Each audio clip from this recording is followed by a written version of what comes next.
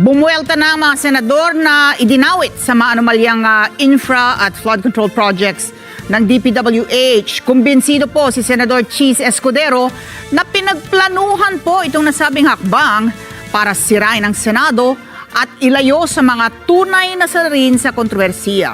Mean Corvera sa balitang niya. Umalma si Senator Francis Escudero matapos ang idawit sa umano'y mga tumatanggap ng komisyon sa mga umano'y flood control projects. Tanong ni Escudero, bakit tila nililihis na sa mga senador ang akusasyon at wala nang kinalaman ang tunay na may kasalanan? Kung pagbabatayan anyang testimonya ni dating DPWH Yusek Roberto Bernardo, lumalabas na walang kasalanan at walang kinalaman sa issue ng ghost flood control projects sina Congressman Saldico at dating House Speaker Martin Romualdez.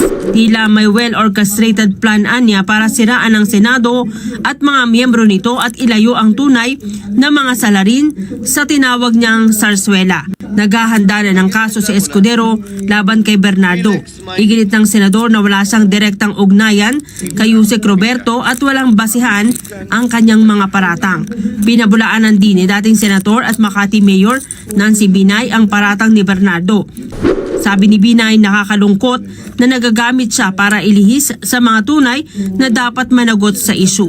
Madalian niyang magparatang para ilihis ang issue pero makikita naman ang kanyang maayos na performance sa public service. Si dating Senator Bong Revilla tinawag namang baseless ang mga akusasyon laban sa kanya. Sinagot din ito ang mga lumabas na picture kung saan kasama niya ang mga diskaya at district engineer ng Bulacan. Bilang dating mambabata sa chairman ng DPWH Committee, normal anya na magpakuha ng larawan sa kanya. Mean Corvera para sa Mata ng Agila. Matatag, matapang, matapat.